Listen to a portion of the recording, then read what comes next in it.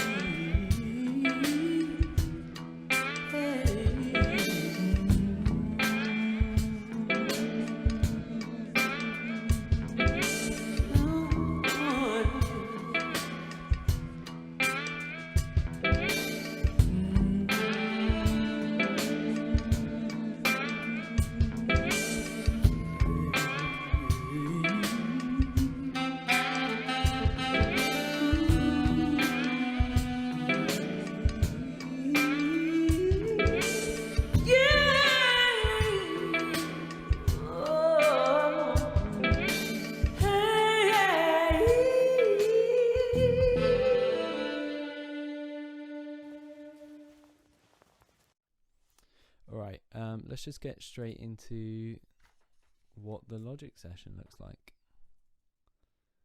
Okay, so as you can see, we have a few things. After you. That top track is the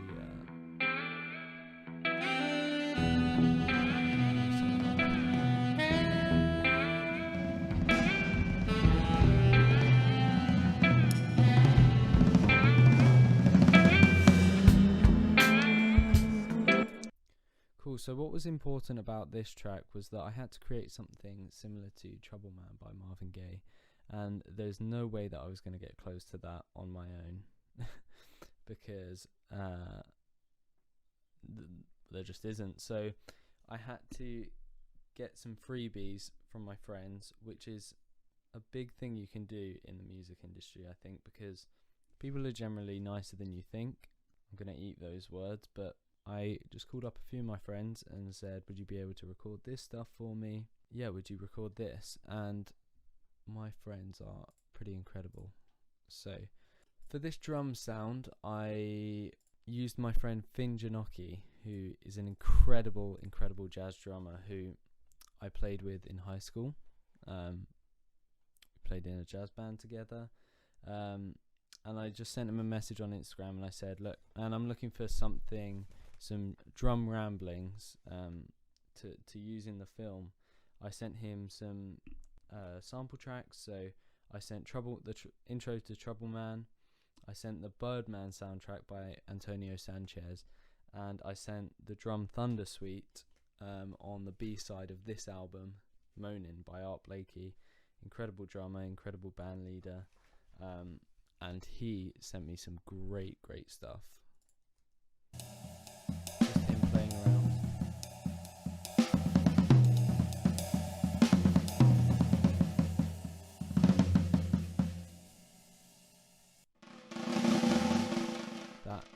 That was actually used in a different key.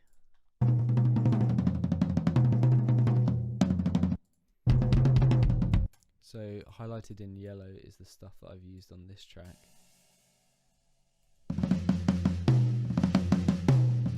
Down here.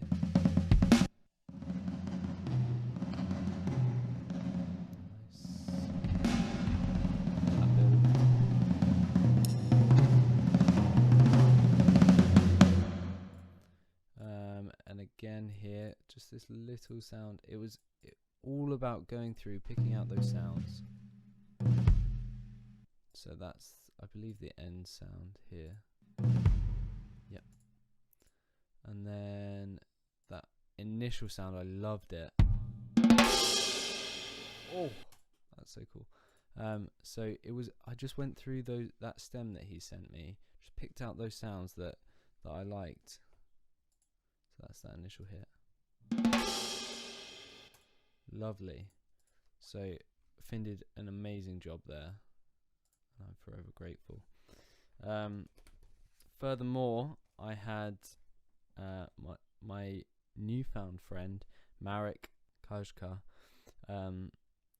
Apologies if I'm mispronouncing. I've never actually met him, but we now do stuff together, and he was originally a friend of the director Will. Everything was done remotely in lockdown, as he's in the Czech Republic. We've never met. So he is a saxophonist, and wow, did he do some amazing stuff on this. He sent me this stem. If I just say that, solo that.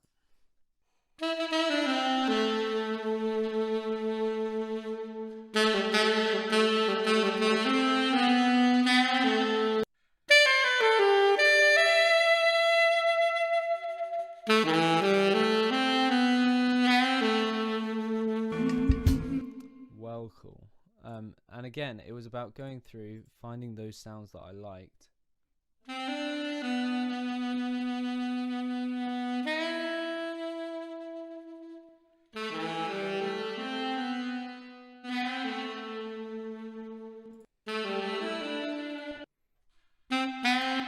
And making sure they slotted nicely into the piece. So, armed with some pretty cool stems, I wrote this piece. I actually got the stems after I wrote the main bulk of the piece, but I started off the piece using some slide guitar. Actually, I really liked this sound. I actually used this sound at first. Classic slide sound. Let's see if there's something else to that. Yes, there is.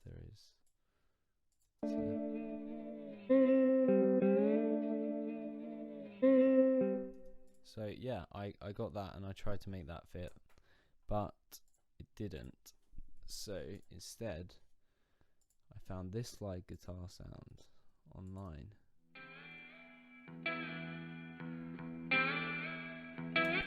Very cool. I used a website called SoundSnap for that, which is really good at small little samples like that kind of thing. And I found that when I mixed it with this,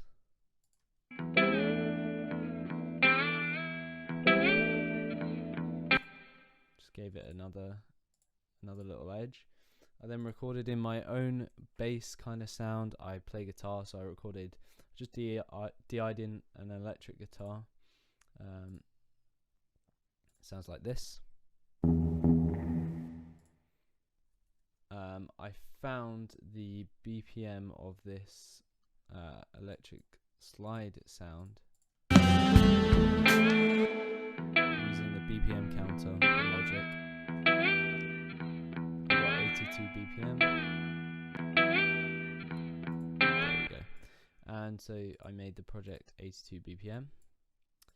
Something I don't usually like to do is use Apple loops, but if it sounds good, it sounds good, doesn't it? So I use this loop called Crowded Break.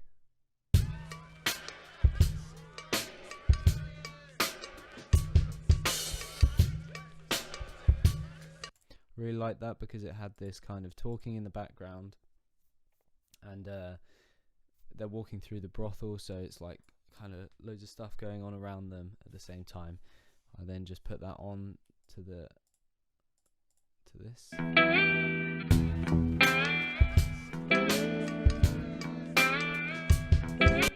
And I had the main piece.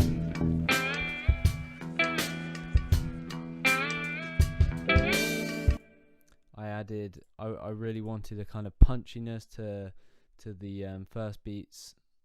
I found in this Crowded Break there was this boom boom.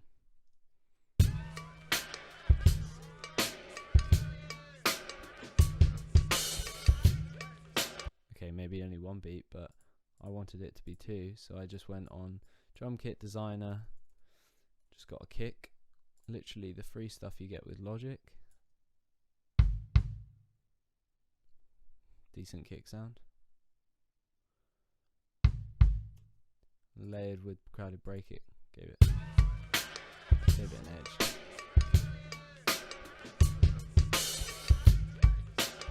Nice. Yeah, and mixed with all of Finn's amazing stems, it just created this great sound overall. Got a little cymbal sweep in there as well that I think I got from SoundSnap, or Finn gave me it.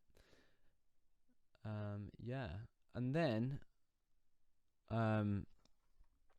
the piece really needed a kind of soul presence, which is clearly not there, just with the guitars and drums and the intro.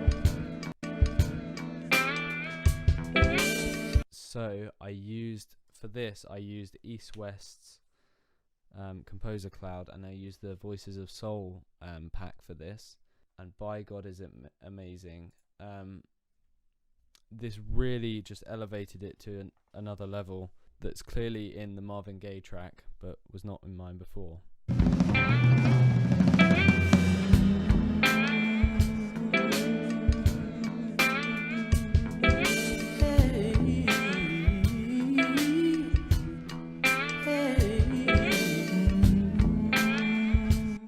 Lovely. So there we're using the Composer Cloud.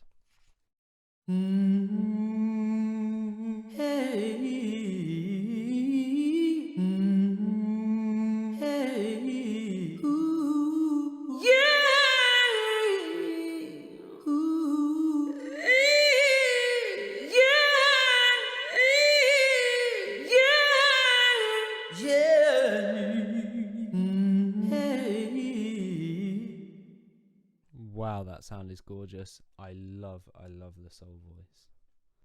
Right then, let's have a little look at the automation now that we've got the bulk of the track sorted, because this is where I feel I was most resourceful and I was most creative in my automation choices and effects choices.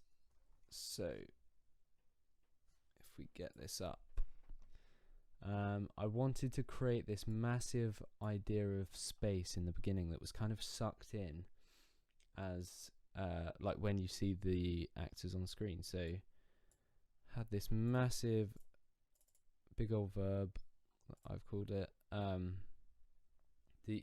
just the one bus track, sending unruly amounts of send to that reverb, because why not? And yeah, and so I automated it so the send obviously went down as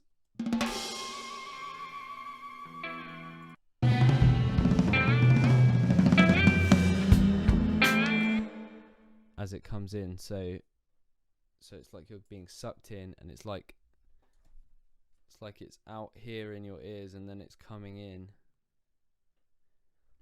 when it kind of hits.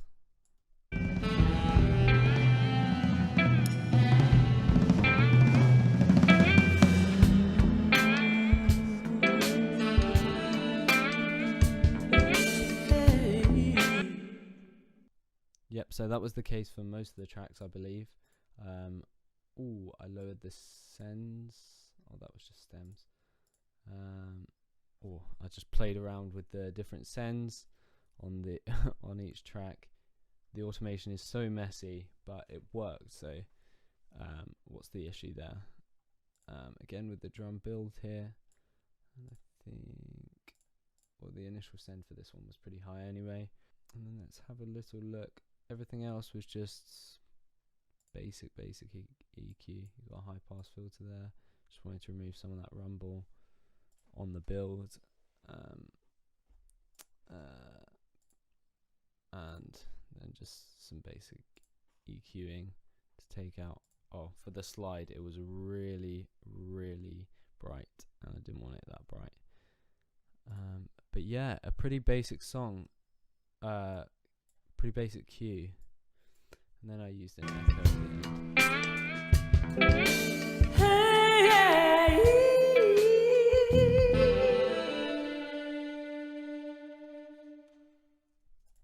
Echo on that bass that was bypassed.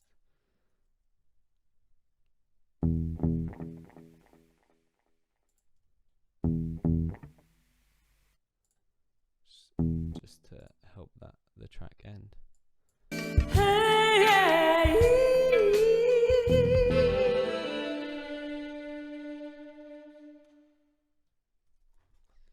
Well, thank you for watching anyway. I hope you've enjoyed this little breakdown of the track. It's not a massive cue or anything, but it was good fun to compose and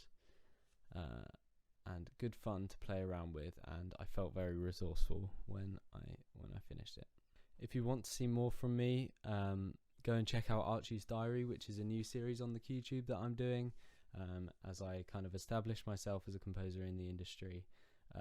Also subscribe to the QTube and like this video, and go on their Patreon and donate, because it's such a brilliant service that Brian is running, and any support is massively helped. Thank you very much. Hi everyone.